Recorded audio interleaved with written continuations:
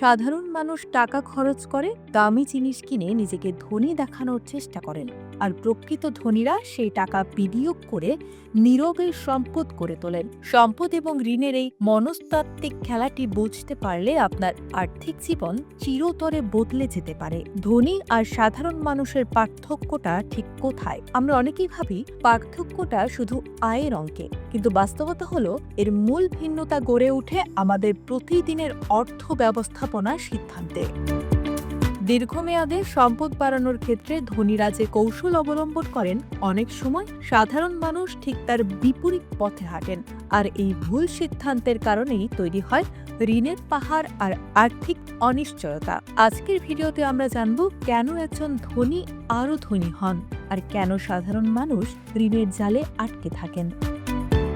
অর্থনীতিবিদদের মতে ধনী ব্যক্তিরা সাধারণত এমন খাতে অর্থ ব্যয় করেন যা ভবিষ্যতে নতুন আয় তৈরি করতে পারে। ব্যবসা, শেয়ার বাজার বা উৎপাদনমুখী সম্পদে অর্থ লাগানোই তাদের প্রধান অগ্রাধিকার। বিপরীতে সাধারণ মানুষ বেশি ঝোঁকেন এমন সব পণ্যের দিকে যেগুলো কেনার পর মুহূর্ত থেকেই সেগুলোর আর্থিক মূল্য কমতে থাকে। এগুলো আয় তৈরিতে কোনো ভূমিকা তো রাখেই না, উল্টো পকেট থেকে টাকা বের করে নেয়। ঋণ ব্যবহারের ক্ষেত্রেও এই পার্থক্যটা স্পষ্ট। ধনীরা ঋণ নেন সম্পদ বাড়ানোর উদ্দেশ্যে, যেখানে বিনিয়োগ থেকে আসা লাভ ঋণের সুদের চেয়েও বেশি হওয়ার সম্ভাবনা থাকে।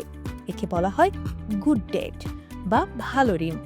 অন্যদিকে সাধারণ মানুষ ভোগবিলাস বা তাৎক্ষণিক শখ মেটাতে ঋণ নেন, যা তাদের দৈনন্দিন জীবনকে আরও চাপের মুখে ফেলে দেয়। আয় বাড়ার পর খরচ নিয়ন্ত্রণ করা ধনীদের একটি অত্যন্ত গুরুত্বপূর্ণ অভ্যাস। আর বাড়লেই তারা হুট করে জীবনযাত্রার মান ও খরচ বাড়িয়ে দেন না, বরং বাড়তি অর্থ তারা সঞ্চয় বা নতুন কোনো বিনিয়োগে ব্যবহার করেন। কিন্তু আমাদের চারপাশে কি দেখা যায়?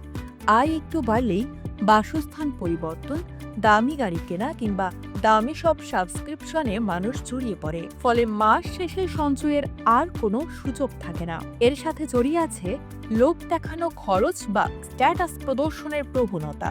ধনীরা সাধারণত উপযোগিতা ও দীর্ঘমেয়াদী লাভকে গুরুত্ব দেয়, কিন্তু সামাজিক মর্যাদা দেখাতে গিয়ে অনেক সাধারণ মানুষ দামি পণ্য কিনে ঋণের ফাঁদে জড়িয়ে পড়েন। সম্পদ তৈরির ক্ষেত্রে মালিকানার বিষয়টি ধনীদের কাছে সবচেয়ে গুরুত্বপূর্ণ। তারা জমি, ব্যবসার শেয়ার বা উৎপাদনক্ষম সম্পদের মালিক হতে চান। কিন্তু যারা ঋণের চাপে থাকেন, তাদের আয়ের একটি বড় অংশ ব্যয় হয় কিস্তি বা ভাড়া পরিশোধে। মাস শেষে তাদের হাতে স্থায়ী কোনো সম্পদ করে ওঠে না। ধনীরা সবসময় চেষ্টা করেন বড় কোনো স্থায়ী খরচে আটকে না পড়তে, যাতে সুযোগ বুঝে তারা দ্রুত অন্য কোথাও বিনিয়োগ করতে পারেন। অথচ সাধারণ মানুষের আয়ের বড় অংশ কিস্তিতে আটকে যাওয়ায় যে কোনো জরুরি পরিস্থিতিতে তারা আবারও ঋণের উপর নির্ভরশীল হয়ে পড়েন। যে কোনো আর্থিক সিদ্ধান্ত নেওয়ার আগে ধনীরা ভাবেন 10 বছর পর এর প্রভাব কি হবে। আর আর্থিক চাপে থাকা মানুষদের সিদ্ধান্ত আবর্তিত হয় বর্তমানের আনন্দকে ঘিরে। এমনকি গাড়ি বা ইলেকট্রনিক্স পণ্যের মতো জিনিস কেনার সময়ও ধনীরা হিসাবি হন। তারা সাধারণত এগুলো নগদে বা পরিকল্পিতভাবে কেনেন, অথচ সাধারণ মানুষ চড়া সুদে টাকা ধার করে এসব জিনিস কেনেন। ফলে পণ্যের দাম কমার পাশাপাশি সুদের বোঝাও তাদের বহন করতে হয়। সবচেয়ে বড় পার্থক্য হলো আয়ের উৎসে।